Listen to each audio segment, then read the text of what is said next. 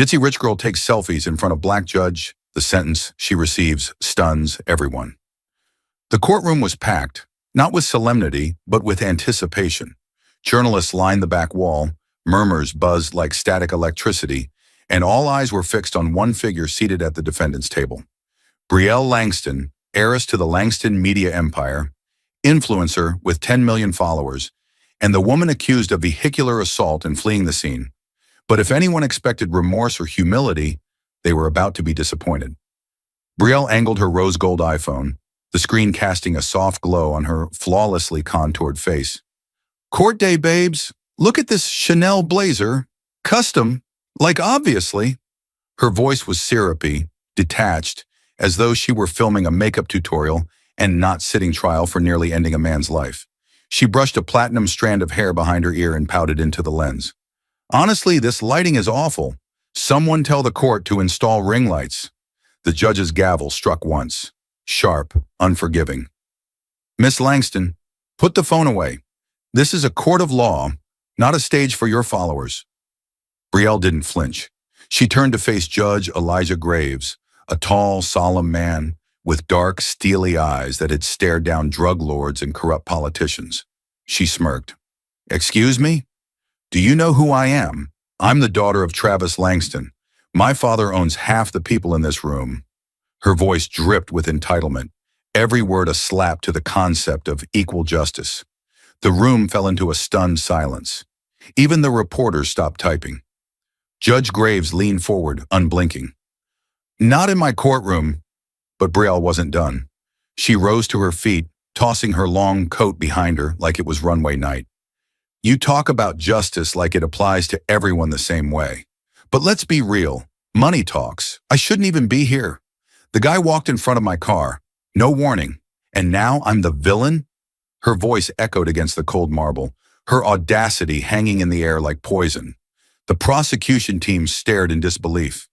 On the plaintiff's side, Sarah Miller, wife of the victim, Isaiah Miller, gripped the armrest of her chair so tightly her knuckles turned white. Judge Graves struck the gavel again. "One more outburst and I'll hold you in contempt." Brielle rolled her eyes and finally set the phone down, whispering into the mic one last time. "This is what injustice looks like, you guys. Stay tuned."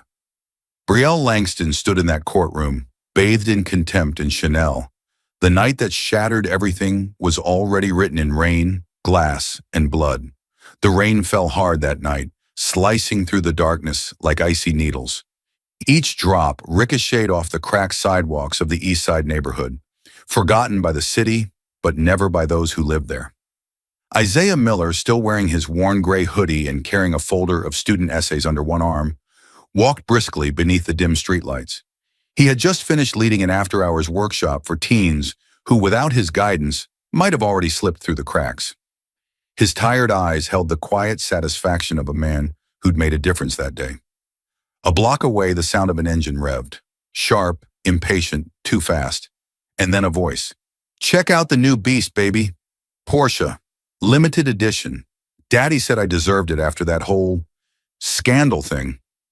Brielle Langston, drunk, laughing, streaming live to millions as she swerved past the yellow light and onto a slick, narrow road meant for 30, not 70 miles an hour.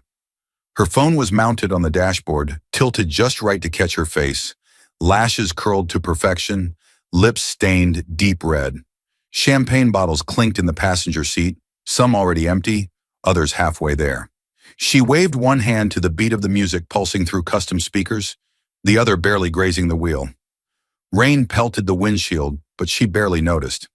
"Ugh, I hate red lights. Who even obeys these in the rain?" she slurred, tapping the gas.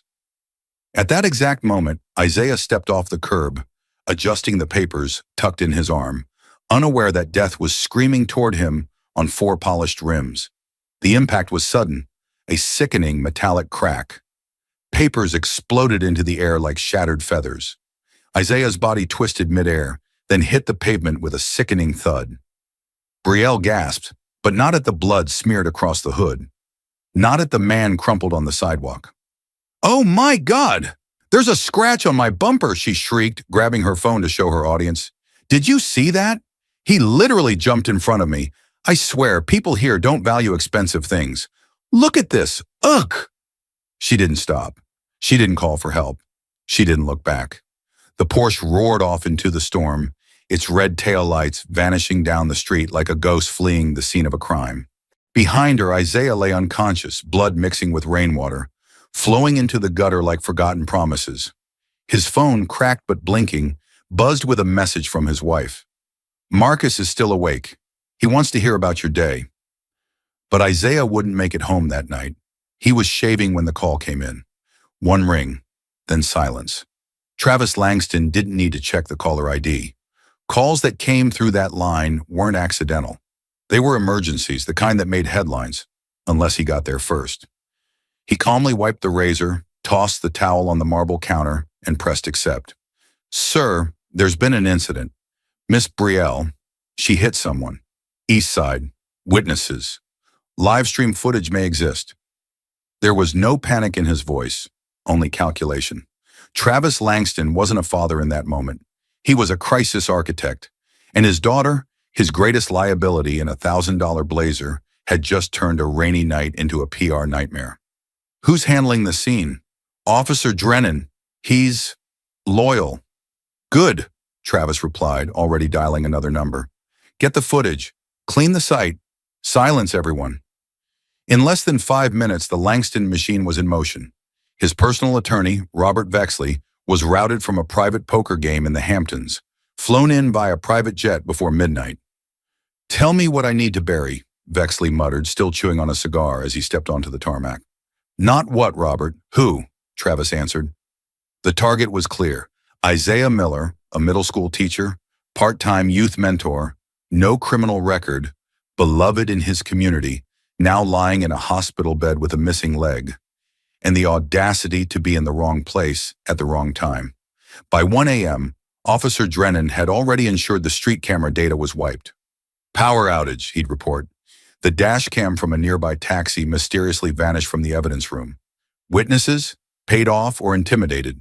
One even got a sudden job offer out of state. The most critical task, reframing the narrative.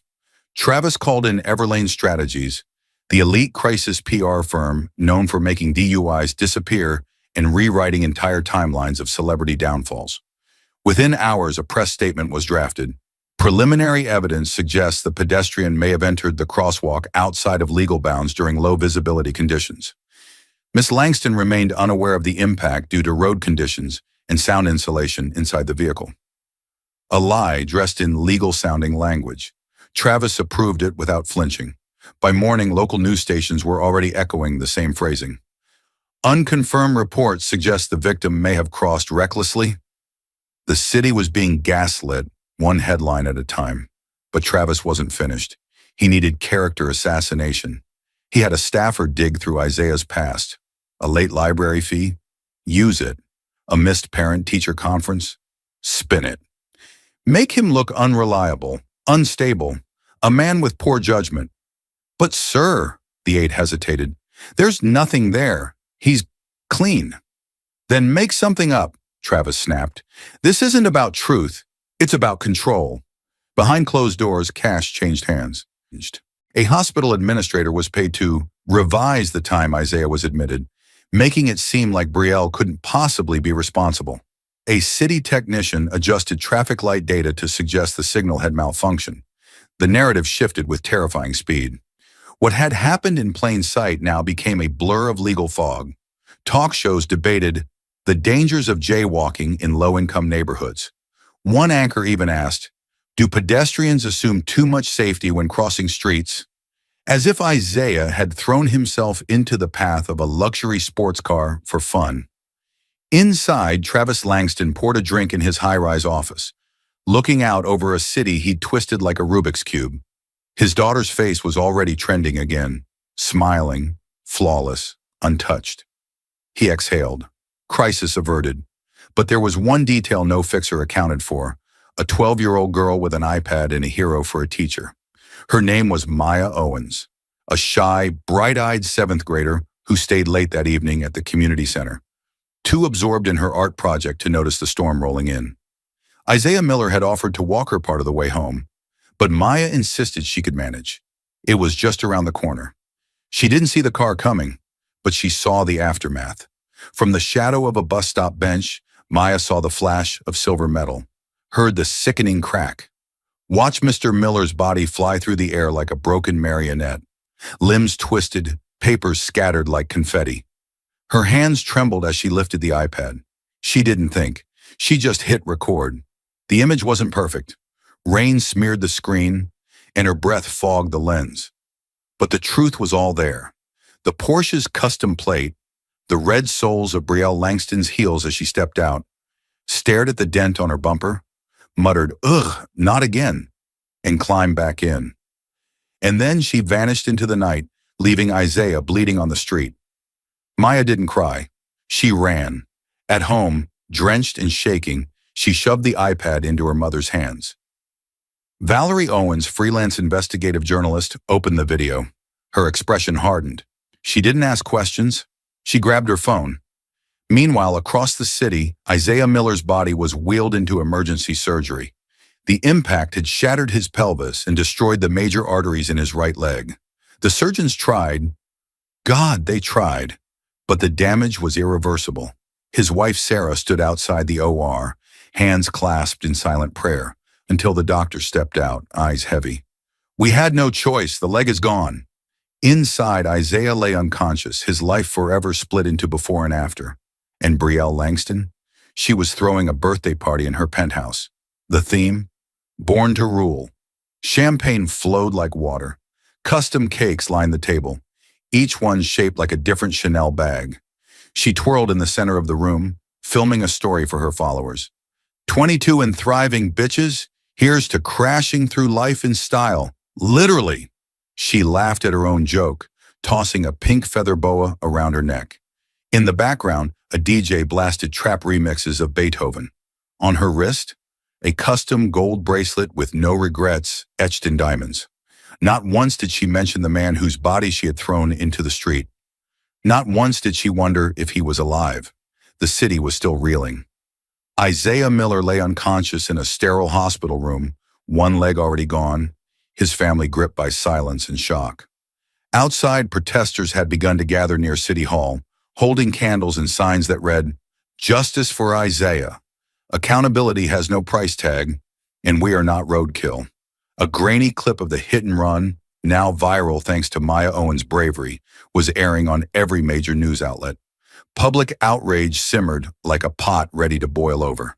And then Brielle Langston opened her mouth. Live on Instagram, framed in golden light, seated cross-legged on her white marble kitchen island, she smiled. Not a twitch of guilt on her face, not even a crack in her voice. Just her, flawless as ever, Gucci silk robe slipping slightly off one shoulder for maximum aesthetic. "Okay, first of all, everyone needs to calm down," she said, holding her phone in one hand, stirring a crystal glass of mimosa with the other. It was literally a fender bender.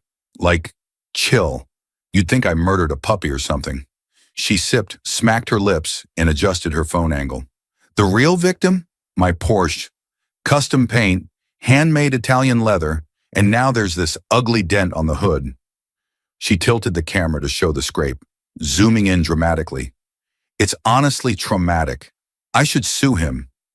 No mention of Isaiah.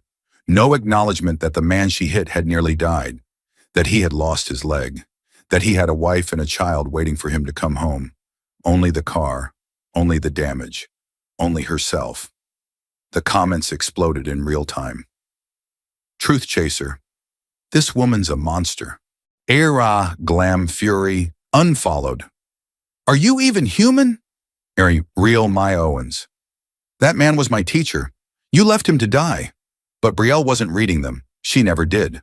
She tapped over to her story feed and posted another clip. This one pre-filmed just minutes after the accident. She sat in the driver's seat, pouty, camera tilted high, hair in perfect waves. Caption: "When people don't know how to walk, and your bumper pays the price the next slide?" A boomerang of her blowing a kiss with the words, "Too bad he wasn't as fast as me."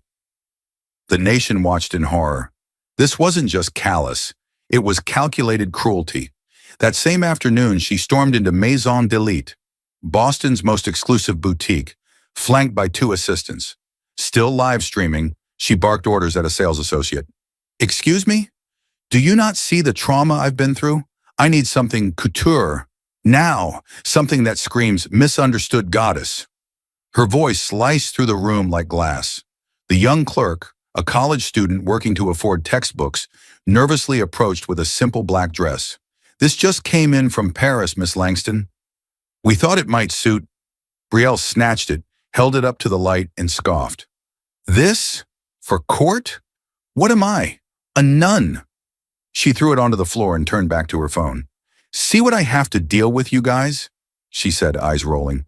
"They treat me like some common person. Ugh." Outside, Isaiah's wife, Sarah Miller, was being interviewed, tears streaming down her face. "He didn't deserve this. He gives everything to this community. And she's laughing. She's mocking him." The juxtaposition was unbearable. One woman devastated, clutching hospital bills. Another woman dancing in designer heels, mocking the pain she caused. Brielle's followers began to plummet. Sponsorships pulled out. News anchors played clips of her story with horror etched on their faces. And yet, she doubled down. Later that night, from her penthouse bathtub filled with rose petals and champagne, she posted again. "To all the haters, get a life, or better yet, get a lawyer. 'Cause I've got the best ones money can buy." She laughed. The sound echoed like a villain's final monologue. But something had shifted. The air, the tone, the tide. Brielle Langston didn't know it yet, but with every post, every sneer, every word soaked in entitlement, she was burying herself, and justice was no longer sleeping. It was watching, waiting, rising. The decision was made in silence. No dramatic music, no big announcement, just a 12-year-old girl sitting beside her mother, eyes red from holding back too much for too long. Maya Owens stared at the iPad in her lap, thumb hovering over the video thumbnail. It was all there. The crash, the impact, the body flying, and the driver, unapologetic, careless, disappearing into the storm without a second glance. Across the kitchen table, her mother, Valerie Owens, veteran investigative journalist, clenched her jaw. She'd seen corruption before. Mayors caught taking bribes, CEOs laundering money. But this was different. This was personal. "I can't keep quiet anymore," Maya whispered. Valerie nodded. "Then we won't." At exactly 6:02 p.m., Valerie uploaded the unedited video to her independent media page, a platform known for exposing injustice. She attached only one sentence. "This is the truth. Watch it. Then ask yourself why Brielle Langston is still free." The file, titled "The Night Brielle Ran," spread like wildfire. Within minutes, it was shared on Reddit, Twitter, Instagram, Discord. Every platform that had once worshipped Brielle's every outfit now turned against her. Hashtags surged like rising waves. Justice for Isaiah Brielle. Did it rich, but wrong not above the law. The video was brutal in its clarity. No edits, no dramatic music, just raw footage of a real man being hit by a real car, then left to bleed on a real street. Viewers around the world watched in horror as Isaiah Miller's body was launched across the sidewalk. The impact so violent it cracked the iPad's internal mic. They saw the Porsche slow, stop, and then Brielle exit in heels, not to help, not to call for aid, but to inspect her car. They watched her pull out her phone, pout into the camera and mutter, "This better not ruin my paint job." And then she drove off. No guilt, no fear, just vanity. The comments were immediate and vicious. "This is evil, not ignorance, evil. If a black man had done this, he'd already be in prison. This is what money does. It makes monsters feel safe. Why is she not in handcuffs?" Within an hour, the video had over 2 million views. News outlets scrambled to verify. Talk shows played the footage in loop. Morning anchors sat in stunned silence, unsure what to say after watching such blatant disregard for human life. At City Hall, protesters gathered with renewed fury, this time carrying in large screenshots of the video. One photo, showing Brielle mid-laugh beside her dented Porsche, was plastered onto cardboard signs with one chilling caption, "She looked at the scratch, never the man." The story made national headlines. The Guardian, "Heiress hits and runs, laughs on camera, still not charged." CNN, "America watches, the rich walk free again." The New York Times, "Justice on trial in the age of social media." Meanwhile, inside room 407 of Boston General, Isaiah Miller opened his eyes. His wife, Sarah, was there. So was their son, Marcus. The room buzzed with machines, wires, the low hum of survival. He tried to speak, but Sarah gently pressed her fingers to his lips. "Shh," she whispered. "Just rest. It's all coming out now." And it was. On the other side of town, Brielle Langston sat in her penthouse, scrolling through the hate, her lips curled in disbelief. They're attacking me? Over some edited video? Her assistant, pale and trembling, held out the phone. It's not edited, Miss Langston. It's real. It's everywhere." "No," Brielle snapped, standing. "It's just trolls. I'll go live. I'll explain." But her father, Travis Langston, burst into the room before she could reach the record button. His face was drained of color. "They've seen it, Brielle. Everyone's seen it." She laughed nervously. "So what? You'll fix it. You always fix it." His silence said everything. Across the city, Valerie Owens gave her first live interview. "They tried to bury this," she said, voice unwavering. "They wiped street cams, bribed officers, silenced witnesses. But they didn't count on a child with an iPad and a conscience." Reporters asked why she didn't sell the footage to a major network. She smiled bitterly. Because truth shouldn't be auctioned. As the video continued to circulate, official pressure mounted. Boston's district attorney called an emergency press conference. "We are reopening the case against Miss Langston," she announced. "The footage provides clear and compelling evidence of criminal conduct. No one is above the law, not even the wealthy." The city erupted. At the hospital, Isaiah Miller turned to his wife, voice hoarse but firm. "I'm still here, and so is the truth." Justice, long denied, was finally knocking. But Brielle, she wasn't ready. She'd never been told no, never tasted fear, never stood on equal footing with the people she stepped on. And now the world was watching. This time not through a filter, not through her lens, but through Maya's. And Maya, just 12 years old, had done what no lawyer, no politician, no amount of money had managed to do. She made the truth undeniable. The storm was no longer just online. It was political, personal, explosive. Across Boston, headlines still blazed with fury. Why isn't Brielle Langston in jail? But behind the scenes, something far more dangerous was unfolding. In a sealed chamber on the third floor of the Justice Department Annex building, a small team of elite federal investigators quietly handed over a new file to a man who didn't need an introduction. His presence alone was a reckoning. Judge Elijah Graves, no cameras, no press conference, just a room that fell into silence when he entered. His eyes scanned the thick packet, photos, statements, forged reports, NDAs paid for in blood money. He closed the file with finality. "Open everything," he said. "But Your Honor," one of the federal aides murmured, nervous, "if we reopen the Langston case, we won't just be touching the hit and run. We'll be pulling a thread that—" "I know exactly what thread we're pulling," Graves said, his voice like cold steel. "And I intend to unravel the whole goddamn tapestry."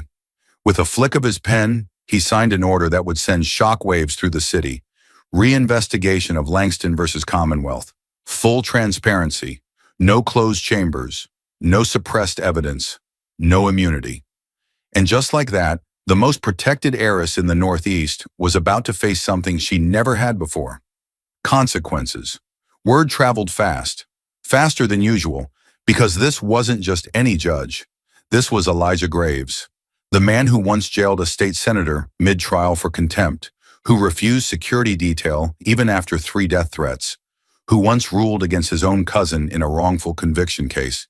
He was feared, hated, respected, and utterly untouchable, which is why Travis Langston's next move was his most desperate yet.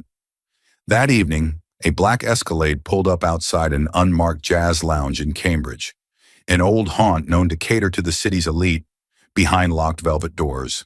Inside, soft saxophone played under dim chandeliers. Power whispered here, not roared. Travis entered with his most trusted fixer, Bradley Kane. They didn't order drinks. They were escorted directly to the back to a private booth already occupied. Judge Elijah Graves sat alone, sipping black coffee. He didn't rise. He didn't smile. "I'm here out of courtesy," he said flatly. Nothing more. Travis sat down, loosened his cufflinks, and placed a briefcase on the table like a magician laying out a final trick. "No names," he said, pushing the case slightly forward. "No witnesses. Just understanding." Graves didn't blink. "I assume that's not filled with research." "It's filled with opportunity," Travis replied smoothly. "For retirement, for expansion, for silence." There it was, the offer, the bribe, the same strategy that had worked on police chiefs, deans, journalists, senators, even judges. But not this one. Graves leaned forward. His voice dropped, but the weight of it filled the room. "Let me make something clear, Mr. Langston. I didn't climb this bench to serve money. I climbed it to bury men like you." Travis's smirk faltered. "You want to buy my silence?" Graves continued. "Try buying a conscience first, because I don't serve privilege. I serve justice, and justice is coming, for you and for your daughter."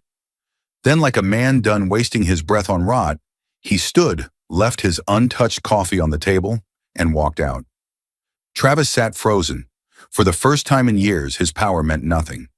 By dawn, Judge Graves had issued a full-scale order to declassify and reopen all sealed incidents involving Brielle Langston. Her expulsion from Easton Academy that mysteriously became voluntary withdrawal. Her arrest for drunk driving at 19, where the officer's body cam was accidentally erased. The waitress she kicked in a luxury hotel, the same waitress who vanished overseas with a non-disclosure payment and a plane ticket. The professor who failed her for cheating, then lost tenure 2 weeks later. The scholarship student she publicly mocked on video, who later attempted suicide. All of it, unsealed, exposed, investigated. Graves ordered a special tribunal to be formed, independent of local political ties, with rotating jury selection to prevent tampering. For every name that had once been silenced, he created a door for them to speak. The city's elite were in panic. Calls were made. Donors withdrew. Langston Industries' stock plummeted. Reporters followed every shadow like bloodhounds. And at the center of it, Brielle remained oblivious, still posting luxury hauls from her penthouse, still mocking victims with a voice that now fell on ears sharpening for war. Meanwhile, Travis was calling old debts, resurrecting favors buried a decade deep. But this time, no one answered. They all saw what he didn't. Elijah Graves wasn't afraid. And what's more terrifying than a man you can't control? The reckoning was no longer a possibility. It was a promise. And Graves would not rest until Brielle Langston stood, not behind velvet ropes or influencer filters, but under the weight of every life her privilege had crushed. Justice had never looked so inevitable, and this time it wore no robe. It wore Graves' stare, unflinching, unbribed, and ready to burn it all down if that's what it took. The fight for justice is just beginning. More shocking twists are ahead. Don't miss a moment. Like, subscribe, and turn on notifications to stay with us. Thank you for standing for truth and justice. Where are you watching from? Let us know. The day Isaiah Miller took the stand, Boston held its breath. The courthouse was packed, air thick with anticipation. Cameras jostled outside, reporters crowded the hallways, and ordinary people gathered near the steps, silent, waiting, ready to bear witness. For weeks, Brielle Langston's polished narrative had dominated headlines, powered by privilege and spin, but now the story would be told by a man who had lived it, one shattered limb and sleepless night at a time. Isaiah entered slowly, gripping the wooden cane tightly, each step resonating like thunder through the courtroom. Every eye followed him. Brielle, dressed impeccably, yet pale, shifted nervously beside her lawyer. Even Travis Langston's typically unflappable face twisted subtly. He knew the power Isaiah held now. Isaiah settled himself carefully in the witness chair, breathing in deeply, gathering strength. His voice, calm yet unyielding, echoed in the silence as he began. It was raining hard that night, he said, eyes fixed forward, the memories visibly raw. I had stayed late at the youth center, helping some of my students finish college applications. Those kids, they were counting on me. They needed someone to believe in them. He paused, voice steady despite the emotional burden clearly pressing upon him. I never saw the car until it was too late. The headlights were blinding. Then, the impact. It felt like the world exploded around me. Next thing I knew, I was lying there in the rain, pain everywhere, helpless. Isaiah's gaze shifted directly toward Brielle. His eyes weren't angry, just filled with a quiet sadness far more devastating. I saw her, he said softly, clearly. I saw Ms. Langston step out, look at the damage to her car, and get back in. She never looked at me. She left me in the road like trash. The courtroom erupted in murmurs. Brielle shrank back, visibly shaken, eyes darting away from Isaiah's unwavering gaze. Since then, Isaiah continued, my life has become surgeries, therapies, and doctors telling me I'll never fully recover. But the real pain, the deeper one, is knowing I can't be there for my students the way I used to. Those kids were counting on me. Some of them don't have parents who care. Without guidance, without someone to keep them safe, some have already fallen back into the streets. Isaiah's voice trembled slightly, anger mixing with sorrow. That night didn't just break my body, it hurt those kids, their futures, their dreams. She didn't just hit one man, she shattered an entire community. At that moment, the doors creaked open again, and young Maya Owen stepped forward. The courtroom's whispers faded as all eyes fell on the small girl who had started this reckoning with nothing more than a video. She approached the microphone, her small voice echoing with strength beyond her age. Mr. Miller isn't just my teacher, Maya began. He's my friend. When I was bullied at school, when I didn't believe in myself, he did. He taught me to stand up for what's right, even when it's hard. Maya looked toward Brielle, meeting her eyes fearlessly. That night, Mr. Miller wasn't the only one left on the road. All of us, his students, were abandoned too. Brielle Langston treated his life like it was disposable. But it's not. He's the best person I know. He deserves better. We all deserve better. The entire courtroom was held captive by her words. Tears quietly streamed down faces of people who'd never even met Isaiah, but suddenly felt connected to his struggle. And then, as Maya finished, Judge Graves's voice filled the tense silence. Let the record show these testimonies stand uncontested. Within hours, the media turned ravenous. Reporters who had once carefully sidestepped Brielle Langston's trail of scandal now dove into her history with relentless fury, unearthing secrets buried beneath layers of bribery, fear, and manipulation. Headlines blazed, each revelation striking like lightning. Langston's hidden scandals, justice denied for too long, and inside Brielle's trail of destruction.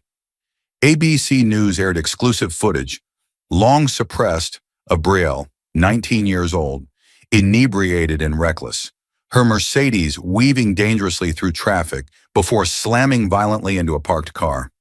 The driver, a single mother returning from a night shift, was injured severely, yet Brielle laughed openly at the scene, mocking the woman's tears. Viewers recoiled in horror as the broadcast continued.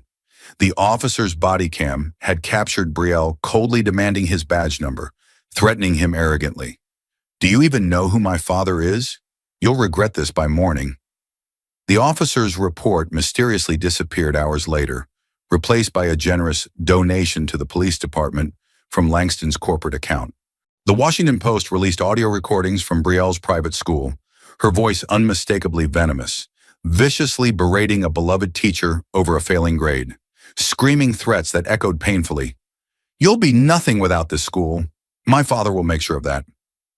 The teacher, a dedicated educator, soon after lost tenure under suspicious circumstances, his career shattered, reputation destroyed. CNN investigative teams secured harrowing testimonies from former Langston media employees, revealing Brielle's cruelty toward service staff.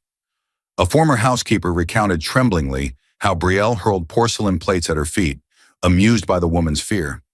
Another witness tearfully shared how Brielle publicly humiliated a hotel maid, kicking her sharply in the ribs for accidentally spilling champagne. The maid, an immigrant and single mother, was later coerced into silence through intimidation and money, her pain buried by Brielle's privilege. Each uncovered scandal ignited more public outrage, the nation's collective anger boiling over. Protests intensified outside Langston properties, voices raised in a unified demand for accountability. Hashtags flooded social media. No one above the law, expose Langston, justice delayed no more. Brielle's carefully maintained image shattered irreversibly, revealing a lifetime of cruelty and privilege concealed beneath expensive clothes and arrogant smiles. In the courtroom, Brielle sat frozen, watching the narrative spiral beyond her control. For the first time, her wealth, her power, even her father's ironclad influence, seemed powerless to silence the roar of justice now overtaking her carefully constructed world. Judge Graves leaned forward, eyes sharp and resolute. "Justice is patient," he declared firmly, looking directly at Travis Langston, whose fists were clenched in helpless anger. "But it will never be denied. No amount of money, no twisted network of influence can silence truth forever." Isaiah, still standing tall, despite the pain etched in his face, finally allowed himself to smile softly as he met Maya's proud gaze. The odds had seemed impossible, a teacher and his young student against an empire. Yet their voices had resonated louder than money ever could. Outside, the crowds continued growing, their chants echoing through Boston streets. Isaiah Miller, whose life had been irreversibly altered by cruelty and injustice, had become more than a victim. He had become a symbol, the undeniable proof that even the most entrenched power could be challenged, that justice, real justice, was still possible. And Brielle, who once thought herself invincible, sat trembling as her privileged facade crumbled in real time, piece by piece. Her father's desperate calls were no longer answered. Old allies turned away, seeing the writing on the wall. Brielle Langston, the heiress who believed herself untouchable, was finally facing the reality she'd spent a lifetime avoiding. In that courtroom, in that moment, one truth became clear above all else. Isaiah Miller's dignity, courage, and humanity were something no amount of wealth or privilege could buy or destroy. And justice, once awakened, would not rest until Brielle faced every consequence of her actions. The storm arrived quietly but with devastating precision. Black SUVs swarmed through the gray dawn, navigating Boston's labyrinth of upscale streets with practiced ease. Men and women in dark suits emerged from unmarked vehicles, their FBI badges glinting sharply in the rising sun. Moments later, federal agents strode purposefully through the lobby of Langston Media Group's towering headquarters. Travis Langston's carefully constructed empire, a fortress built from decades of bribery, manipulation, and secrecy, was finally under siege. From his top-floor penthouse office, Travis stared out at the city, fists clenched, jaw rigid. The panoramic view, once a testament to his unstoppable rise, now felt suffocating. The muted hum of police radios drifted upward, piercing the fortress walls he'd once believed invincible. "Mr. Langston," came the flat, authoritative voice behind him.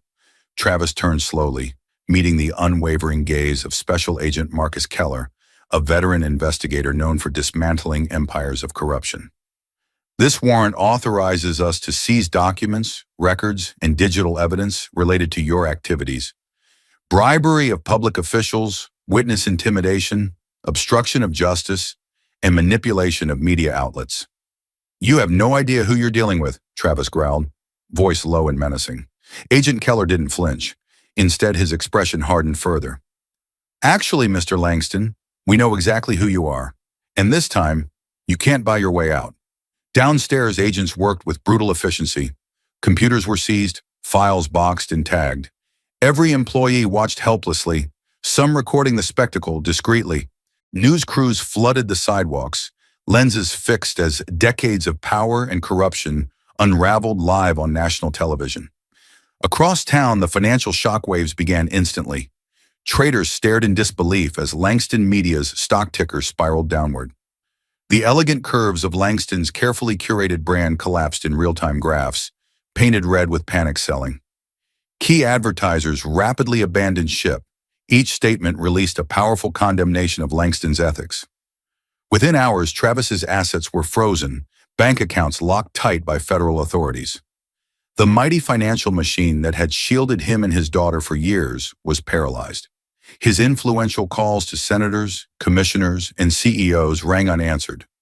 The powerful network Travis had built over decades evaporated like smoke, frightened into silence by the relentless march of justice. In a federal interrogation room lit starkly by fluorescent bulbs, Agent Keller slid a thick dossier across the table to Travis, whose confident demeanor began cracking under pressure. "See, Mr. Langston," Keller spoke evenly, each word precise and cutting. "We traced every payment, the charity donations, the bonuses, the offshore transfers. Your empire was built on bribery and coercion, judges, city officials, journalists, every layer corrupted by your money. Now it's all coming apart." Travis's hands shook slightly, eyes fixed on the undeniable proof of his crimes. He finally understood the inevitability of his downfall. Meanwhile, Brielle frantically scrolled through her phone, watching her carefully crafted world burn. Her social media channels exploded with accusations, criticisms, and demands for justice. Desperate to salvage something, she set up her ring light, adjusted her designer blouse, and began recording. "Hey guys," she started, voice artificially gentle, carefully rehearsed. "I just wanted to say, sorry, I never meant for anyone to get hurt. Accidents happen, and maybe I made mistakes. But honestly, it's gotten blown way out of proportion." She paused, checking her reflection, carefully managing a single tear for maximum effect. "I just hope we can all move forward. My family and I have suffered enough." She uploaded the story, hoping for redemption. Instead, the backlash was swift and merciless.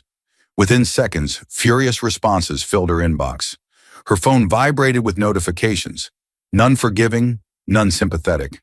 "How dare you minimize what you've done? Apology? You left Isaiah to die in the street." "Accountability isn't a hashtag, Brielle. You're finished." Minutes later, Instagram flagged her account. Reports flooded in by the thousands, marking her as abusive, dangerous, a threat to public safety. Her precious online persona, once unshakable, vanished, account suspended indefinitely. Brielle hurled her phone across the marble countertop, watching it shatter with hollow satisfaction. For the first time, genuine fear clawed at her chest, tightening around her lungs. She was alone, completely and utterly. Downtown, the prestigious law firm representing Brielle held an emergency meeting. Brielle's defense lawyer, Jonathan Reed, a seasoned litigator accustomed to difficult clients, finally reached his breaking point. "She's uncontrollable," Reed told his partners bluntly. "I've tried to coach her, tried to protect her, but her arrogance has made any viable defense impossible. She's a ticking time bomb, destroying our credibility along with her own." His partners exchanged uncomfortable glances. One finally spoke, voice hesitant but resolved. "We need to withdraw representation immediately. Langston's money isn't worth a permanent stain on our reputation." Reed nodded solemnly. Minutes later, the firm publicly announced it would no longer represent Brielle Langston. The decision rippled through the legal community, seen as a devastating blow signaling that even Langston money could no longer purchase blind loyalty. Simultaneously, the media frenzy intensified. Investigative journalists, now unshackled by Travis's previously ironclad grip, unearthed scandal after scandal. CNN aired surveillance footage of Brielle physically assaulting service staff at luxury hotels. NBC uncovered audio recordings of Travis ordering editors at his news outlets to suppress stories damaging to his daughter's image. PBS produced a documentary detailing Brielle's systematic bullying and humiliation of employees, teachers, and vulnerable individuals. Careers destroyed, lives damaged irreparably. Each new revelation further inflamed public anger. Protests surged outside Langston Media's headquarters, demonstrators demanding accountability and justice. Isaiah Miller's face appeared on posters and banners, a symbol of the human toll of unchecked privilege. In his modest home, Isaiah watched silently, overwhelmed but resolute. Beside him, Maya Owens and her mother offered quiet support. Isaiah knew now that justice was finally arriving, not because of wealth or connections, but because truth, once unleashed, couldn't be silenced. Judge Elijah Graves, meanwhile, monitored the unraveling situation closely. When informed of Travis's desperate attempts to reach out privately, Graves issued a public statement through the federal court. "Let this be clear," he stated firmly, voice resonating with authority. "The era when justice could be manipulated by wealth or threats is over. Mr. Langston attempted to undermine justice through corruption, intimidation, and bribery. This court does not serve money, it serves the truth." Graves's unwavering stance inspired prosecutors nationwide. Other previously silenced victims courageously stepped forward, emboldened by Isaiah's bravery and the FBI's rigorous pursuit of truth.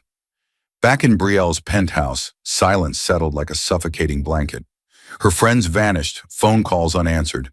Designer clothes hung untouched, makeup scattered across her vanity table. A life suddenly emptied of meaning. She stared blankly at the massive TV screen, the news blaring. Images flashed, FBI agents escorting her father in handcuffs, agents boxing files, protesters chanting Isaiah's name, Maya standing bravely beside Isaiah at the courthouse steps. For the first time, Brielle felt the weight of what she'd done, not just hitting Isaiah, but the countless lives ruined by her actions, hidden beneath layers of privilege and deceit. The magnitude of her own cruelty began settling heavily upon her chest. Suddenly, a knock sounded at her penthouse door. Brielle flinched, heart pounding. Cautiously, she opened the door, revealing two FBI agents standing tall, holding a subpoena. "Brielle Langston, we need you to come with us," one stated firmly. Her legs trembled beneath her, knees suddenly weak. Am I under arrest?" she whispered, voice shaking. "No," he responded coldly. "Not yet, but your father's actions implicate you. Consider this a final warning. Cooperation is your only lifeline now." That night across the city, Travis sat alone in a cold, sterile holding cell. His designer suit rumpled, tie missing, face pale and haggard. All the power he once wielded, worthless behind iron bars. His mind spun desperately, searching for escape routes now permanently sealed. Brielle sat in a federal interrogation room, silent tears staining her cheeks. The walls closed in, tight and unforgiving, stripped of luxury and illusion. Reality hit painfully. Her father couldn't protect her now. His empire was ashes, her life of indulgence forever gone. Outside the building, news anchors reported live. "This marks the stunning downfall of a once untouchable dynasty. Travis Langston faces multiple federal charges, while his daughter Brielle, formerly a beloved influencer, now confronts the collapse of her privileged existence. Public outrage demands accountability. Justice delayed has become justice unavoidable." Isaiah Miller watched the unfolding events quietly, gripping Maya's small hand. She squeezed it reassuringly, eyes bright with a hope finally vindicated. "It's happening," Maya whispered softly. "They're finally paying for what they did." Isaiah nodded solemnly. For him, the path to recovery remained long, the scars permanent, but justice was finally moving, relentless and unstoppable. In a world where privilege once reigned unchecked, the FBI's relentless investigation had shattered illusions. Justice emerged triumphant, proving even the most powerful families couldn't evade accountability forever. And as Travis and Brielle Langston learned bitterly, actions eventually catch up, power fades, wealth cannot silence truth forever. The empire of corruption crumbled spectacularly, leaving a powerful message etched deeply into the public consciousness. No one, not even the richest, most influential family, is above justice. Brielle Langston had always assumed that iron bars and concrete walls were reserved for other people, never someone like herself. But as the steel doors slammed shut with a chilling finality, Brielle's world shifted violently, collapsing inward until all that remained was a suffocating void of despair. Her designer clothes had been stripped away, replaced by an anonymous gray prison jumpsuit, coarse and uncomfortably heavy on her slender frame. The softness of silk sheets had become a distant memory overnight, supplanted by the stiff chill of a thin mattress on cold metal. In the deafening silence of the small cell, she felt the absence of all she once considered essential. No smartphone to capture carefully staged selfies, no servants to cater to her every whim, no private chef delivering gourmet dishes at midnight. Her manicured nails, once symbols of elegance and privilege, now cracked under the harsh realities of her new surroundings. Brielle had been thrust headlong into the raw truth of imprisonment, and the psychological shock shook her to her core. Every small indignity was a painful reminder of her lost power. She ate tasteless, watery oatmeal from a battered plastic tray, seated at a scratched metal table beneath glaring, fluorescent lights that buzzed incessantly. Her cellmate, a hardened woman named Carla, with wary eyes and tattooed knuckles, offered no comfort. Brielle's attempts at asserting dominance failed spectacularly, met only with contemptuous silence or quiet mockery. Her wealth, status, even her family name meant absolutely nothing here. She had become exactly what she'd always mocked: invisible, disposable, powerless. Days stretched into agonizing weeks. The isolation gnawed relentlessly at her mind, whispering dark thoughts and regrets that echoed louder with each passing moment. Her former friends had vanished, her father imprisoned, their family empire now ashes. There was nowhere left to hide, nothing left to cling to except the brutal reality of what she'd done. Then one morning, a thick folder arrived, tossed casually through the slot in her cell door. "Something you should see," the guard muttered coldly, barely glancing at her before walking away. Brielle hesitated, fingers trembling as she flipped the folder open. Immediately, the words burned into her vision. Isaiah Miller, patient medical records. Her breath caught sharply, heart hammering painfully. Page after page detailed the catastrophic injuries she had inflicted upon Isaiah. Her throat tightened unbearably as she read the cold clinical terms. Traumatic amputation of right leg below the knee, multiple fractures, severe internal bleeding, extensive tissue damage requiring multiple surgeries. Her fingers traced the words numbly, the reality of Isaiah's suffering becoming agonizingly clear. She turned another page, reading doctor's notes carefully detailing his grueling physical therapy sessions. The precise medical language barely disguised the sheer brutality of his struggle to regain mobility. Patient experiences chronic, severe phantom limb pain. Daily therapies leave patient physically exhausted and emotionally drained. And then, the most devastating note, scribbled hastily in a margin by a therapist. Patient mentioned his young son Marcus cries nightly since the accident, asks repeatedly why his father cannot walk, why his daddy isn't the same anymore. Emotional toll on patient profound and debilitating. That single line cracked Brielle wide open. She felt tears, genuine and uncontrollable, burning their way down her cheeks, blurring the ink that condemned her so absolutely. It was Marcus, the image of an innocent child grieving, confused, robbed of the father he'd once known, that finally shattered her lingering self-absorption. Brielle saw clearly, for perhaps the first time, the devastating ripple effect of her actions. She hadn't just ruined one man's life. She'd wounded an entire family, a community, countless innocent souls dragged beneath the wheels of her unchecked privilege. Overwhelmed by guilt and shame, she collapsed onto the stiff mattress, gasping through wrenching sobs. The stark cell walls seemed to close tighter around her, each breath labored, each moment a raw confrontation with the painful truths she'd long avoided. But amidst the wreckage, clarity finally emerged. For once, Brielle saw herself not as a victim, but as a perpetrator, fully and undeniably responsible.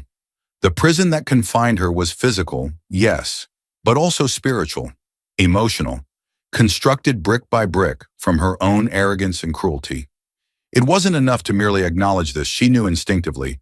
She had to confront it openly, sincerely, without expectation of redemption or forgiveness. With trembling hands, she requested paper and a pen from the guard, a simple gesture, yet humbling in its necessity. Alone in the sparse solitude of her cell, Brielle began to write. "Dear Isaiah," her letter started shakily, the handwriting barely recognizable as her own. Her usual confidence vanished, replaced by naked vulnerability. "I have no right to expect you to read this, nor forgive me for what I've done. I'm writing only because I finally see the damage I've caused, Not just physically, but emotionally, psychologically. I can't imagine your pain, your strength, your resilience in facing everything I've taken from you. Her fingers tightened around the pen as the words came faster, each sentence pulling deep from a part of herself she had never before accessed. Reading your medical records broke something inside me, the realization of my cruelty, the weight of my selfishness. Seeing how your son Marcus has suffered because of my actions is an agony I deserve. I've lived my life protected by walls of money, believing I was untouchable, above consequences. Now I finally understand. I was never above justice. She paused, swallowing hard, tears soaking into the edges of the letter. This isn't a plea for forgiveness. I've forfeited that right. It's simply my promise to you. I'll spend every day I have left becoming someone worthy of the second chance I took from you. I will dedicate myself to understanding your pain, your loss. My privilege blinded me, but prison has forced my eyes open. I can't change the past, Isaiah, but I swear I'll do everything in my power to make something meaningful from my shame. She signed simply, Brielle. Finishing the letter left her emotionally hollow, drained of all pretense or arrogance. She folded it carefully, feeling its weight, not physical, but spiritual, heavy with the reality of sincere remorse. That evening, alone in her cell, Brielle stared at the unadorned ceiling, considering for the first time what genuine humanity felt like. Raw, painful, yet strangely freeing. She was still imprisoned, facing consequences that were entirely deserved. But for once, she no longer saw herself as above justice or morality. In another part of the city, Isaiah Miller sat quietly at his kitchen table, surrounded by medical bills, his prosthetic leg resting nearby, a constant reminder of Brielle's reckless cruelty. When the letter arrived, delivered gently by Maya Owens, he read it silently. Isaiah's eyes softened slightly, hearing something new within Brielle's words. A hint of sincerity, the tentative beginnings of self-awareness. It doesn't change what happened, Isaiah said quietly, setting the letter aside. Maya watched him closely, seeing quiet determination replace lingering resentment. But at least she finally understands. Back inside the cold walls of the prison, Brielle awoke the next morning feeling lighter, yet intensely aware of her long path ahead. Her surroundings remained harsh, indifferent, and unforgiving. But she understood clearly now that she had earned this punishment. The price of her awakening had been steep, paid in blood, tears, and irreversible loss. Stepping from her cell to face another grim day, Brielle carried with her the fragile hope of redemption. Not forgiveness, but a chance to reclaim some shred of humanity she'd discarded long ago. Each step forward was a painful struggle, a confrontation with the woman she had once been, and the woman she now desperately wished to become. And somewhere outside those walls, justice continued moving relentlessly forward, swift, undeniable, unyielding in its demand for accountability. Brielle understood now. She was no longer above it, no longer untouchable. Simply another prisoner, stripped bare by the truth of her actions, finally ready to accept the consequences of the life she'd chosen to lead. The empire of privilege had collapsed around her, leaving only the stark, uncompromising truth. Every action has consequences, every privilege its price, and eventually justice finds everyone, even Brielle Langston. The courtroom stood silent, heavy with tension and anticipation, the air thick enough to suffocate. Judge Elijah Graves peered gravely from behind the bench, eyes piercing through Brielle Langston, whose once proud shoulders were now slumped in defeat. Gone were the designer suits and lavish bravado. Instead, Brielle stood motionless, stripped down to the vulnerable core of who she truly was. A woman finally confronting the consequences she had arrogantly ignored for years. Miss Brielle Langston, Graves began, his voice echoing powerfully across the marble hall, resonant with authority. You've lived a life believing laws were optional, consequences negligible, and justice something that could be bought and sold. But today, justice will reclaim its rightful place. Brielle winced slightly, her fingers trembling as the judge continued. For causing severe bodily harm, reckless endangerment, fleeing the scene of a crime, obstruction, and deliberate efforts to manipulate public perception, This court sentences you to 5 years in state prison, accompanied by substantial financial restitution to Isaiah Miller and his family. Furthermore, Graves paused sharply, his voice stern, eyes locked firmly onto hers. The court mandates that you remain barred from all social media platforms, both during your sentence and thereafter. You have weaponized privilege and influence for far too long. That ends now. Gasps echoed through the gallery. The sentence, unprecedented in its severity for someone previously thought untouchable, sent shockwaves through the crowded hall. Cameras flashed rapidly, reporters immediately spreading the news far and wide, while Brielle's knees nearly buckled beneath the weight of reality. Behind her, Travis Langston sat frozen, mouth agape, his expression a twisted mask of disbelief and fury. Moments later, FBI agents quietly entered the courtroom, silently surrounding Travis. One spoke calmly yet firmly. "Mr. Langston, you are under arrest for bribery, corruption, and obstruction of justice." As cuffs locked around Travis's wrists, his once unassailable media empire collapsed like a house of cards. Langston media stocks plummeted, advertisers withdrew permanently, and authorities seized his assets. Nothing left but the ghostly echoes of power and influence he'd arrogantly wielded. Journalists swarmed, capturing Travis's humiliation live, broadcasting it nationwide. The Langston dynasty, once synonymous with unbreakable power, was now synonymous only with disgrace. Across the courtroom, Maya Owen stood resolutely beside Isaiah Miller, gripping his hand reassuringly, pride shimmering in her youthful eyes. No longer just a witness, Maya had become a symbol of courage, resilience, and justice. She stepped forward confidently, cameras pivoting toward her bright face, her voice strong as she addressed reporters. "This verdict isn't just justice for Isaiah," Maya declared passionately, eyes blazing with conviction. "It's a wake-up call for a society where privilege has shielded wrongdoing for far too long. We need laws that ensure no one, regardless of wealth or family, can escape accountability." The words resonated deeply, rippling through public consciousness. Overnight, Maya became the leading voice behind legislative reform against courtroom privilege. Her speeches inspired thousands, igniting demands for change in state and federal law. Lawmakers listened, compelled by her passion, bravery, and undeniable clarity.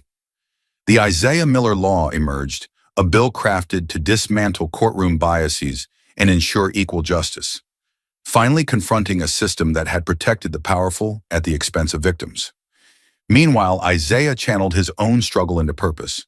With donations pouring in from citizens nationwide, inspired by his story and bravery, he established the Isaiah Miller Foundation, a groundbreaking center designed to support accident victims and those harmed by systemic injustice. His first speech at the groundbreaking moved countless listeners. "I've lost my leg, but I haven't lost my voice. Today we build something meaningful from pain. Today we offer hope and dignity to those forgotten by justice." The center became a sanctuary, a lifeline for hundreds who, until then, had suffered alone in silence. Isaiah's compassion, his steadfast strength, offered renewed hope, and countless lives were forever changed by his resilience. Meanwhile, behind prison walls, Brielle's privileged world had entirely vanished. She wore orange, indistinguishable from the others who inhabited the cold, unfeeling facility. The harsh clang of metal, the rigid routine, and indifferent guards reminded her daily that her life of immunity had ended permanently. There was no special treatment, no privileges, only accountability. At first, Brielle struggled fiercely, collapsing into despair, unable to accept her fall from grace. But slowly, through isolation and contemplation, she grappled with the profound truth. Her wealth had shielded her from the harsh realities of life. She finally understood the magnitude of suffering she'd caused, fully comprehended how her actions had shattered Isaiah's family. One gray afternoon, sitting alone on her prison cot, she received a small handwritten note delivered by a guard. It was from Maya. "You finally learned the cost of your actions. Isaiah has found purpose in his pain. Perhaps you can find yours. It won't erase your past, but it might change your future." Moved deeply, Brielle began journaling, confronting her deepest regrets, fears, and self-delusions. The absence of social media, once unimaginable torture, had ironically provided clarity and quiet reflection, something she'd never known existed. Pages filled rapidly, capturing her evolving thoughts, her bitter remorse, and her honest acknowledgement of guilt. One evening, beneath the flickering fluorescent light of her cell, she stared quietly through iron bars toward the distant sky. For the first time, she noticed how small the world appeared through this tiny barred window, so limited, so constrained. She suddenly grasped how utterly confined her perspective had been her entire life, despite seemingly boundless privileges. She opened her journal, hands steady, and wrote slowly, "I spent my entire life chasing admiration, validation, and blind adoration. I demanded to be loved, worshipped, and feared. But now behind these cold bars, I've learned something entirely different, something far more valuable than superficial popularity." She hesitated briefly, her pen hovering above paper, heart thudding heavily, recognizing the weight of what she was about to write. Not everyone deserves to be loved, but everyone deserves to be held accountable. The words resonated deeply within her, a profound acknowledgement she had been running from her whole life. Her arrogance and entitlement had finally given way to truth, a painful, unfiltered truth that now formed the foundation for her slow, difficult path toward redemption. Brielle closed the journal gently, breathing deeply, her eyes glistening with quiet tears of revelation and acceptance. In that solitary moment, she finally realized her purpose: to accept punishment willingly, without bitterness or denial, to allow justice to reshape her into someone worthy of a second chance someday, even if that chance never came. Outside, the world slowly moved forward, changed forever by this historic reckoning. Maya's advocacy transformed legislation, Isaiah's foundation flourished, and society no longer blindly excused privilege and wealth from accountability. The Langston name, once a fortress of corruption, now symbolized a cautionary tale about the corrosive power of unchecked entitlement. Judge Graves, leaving the courthouse late one evening, paused briefly on the steps, looking up at the stars illuminating Boston's skyline. He thought solemnly of Brielle's sentencing, Travis's downfall, Isaiah's suffering, and Maya's unyielding courage. He knew justice wasn't always swift, nor always fair, but in this case at least, the scales had finally balanced. Back in her cell, Brielle lay quietly beneath rough prison sheets, finally at peace. Her journey was just beginning, a long road toward humility, empathy, and true humanity. Yet now she understood clearly, responsibility wasn't merely punishment. It was freedom from the prison of privilege she'd inhabited all her life. Through iron bars, Brielle gazed silently at the endless night sky, whispering softly almost to herself, "Accountability isn't my punishment, it's my redemption." Have you ever witnessed someone walk free simply because they were rich? Have you ever watched justice bend, twist, and finally snap under the weight of someone's last name and bank balance? Maybe you've seen the smug smirk of someone who knows the system was built to protect them. Maybe, like Isaiah Miller, you felt the unbearable sting of being crushed beneath that same system. A system that told you your pain doesn't matter. Your life is less important than their privilege. This story isn't fiction. This is real. Isaiah wasn't just left bleeding in the rain. He was abandoned by everything meant to protect him: the police, the courts, the media. While he was rushed to emergency surgery, while his son sat by a hospital bed crying for a father who might never walk again. Brielle Langston live-streamed from her penthouse, sipping champagne, mocking the man she hit like he was a joke. She said, "People are making such a big deal. My car was the real victim." She posted a laughing selfie. The justice system didn't stop her. It protected her, until the truth fought its way into the light. Until one brave girl, Maya, released the video.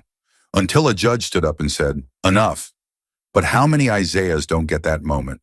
How many stories stay buried under NDAs, payoffs, and family lawyers, whispering into the ears of powerful judges? How many lives are destroyed while the guilty walk free, shielded by wealth, guarded by silence? That's why this story matters. That's why it must be told again, and again, and again. Don't forget to like, subscribe, and follow us for more stories that pull back the curtain and expose what power tries to hide. Together we are louder than silence, stronger than privilege.